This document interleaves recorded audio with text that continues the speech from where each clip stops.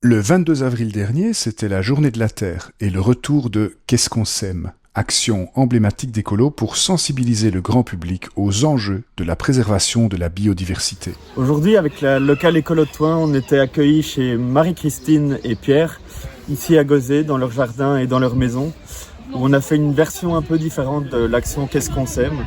Voilà.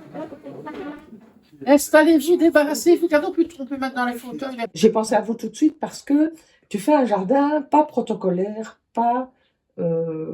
C'est un système. Bon. Tu fais un jardin vivant en fonction des choses que tu as, en fonction des anciennes choses. Et c'est ça qui est intéressant, à la portée de tout le monde.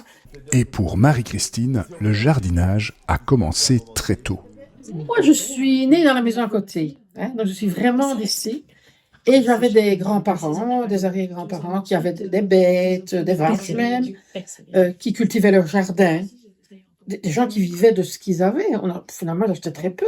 On avait même l'eau du puits qu'on peut encore utiliser, qu'on utilise encore. Donc, j'étais habituée à ça. Et jeune, je me souviens qu'adolescente, j'ai fait un élevage de lapins pour moi avoir de l'argent de poche. Mais alors, c'était pas rien parce qu'il fallait que je dois apprendre à faucher. Ça a été difficile.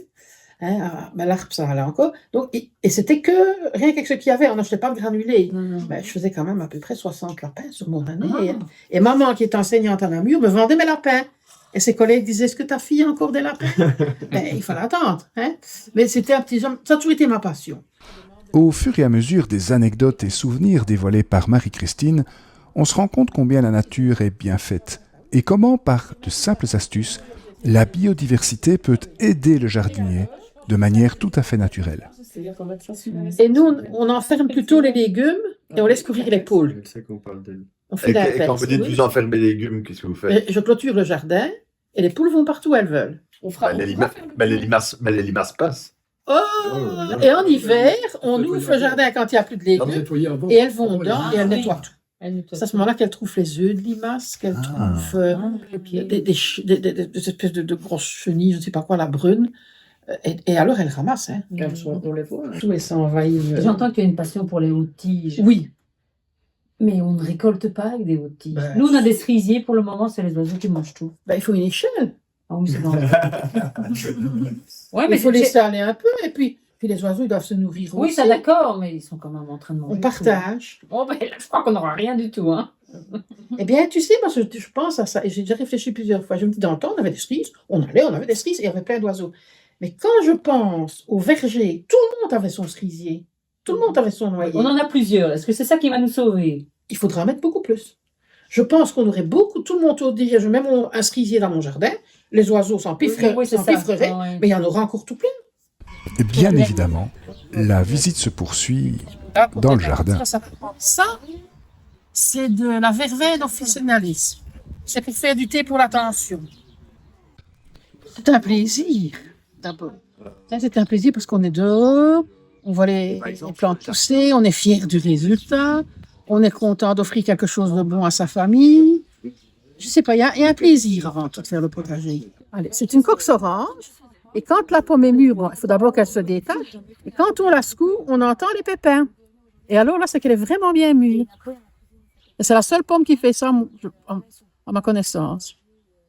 La nature de nos jardins est décidément pleine de surprises. Mais l'heure n'est pas que à l'émerveillement, car Marie-Christine est inquiète. J'ai un romarin qui a fleuri tout l'hiver, ce qui n'était pas des choses avant. Si, on voit des trucs.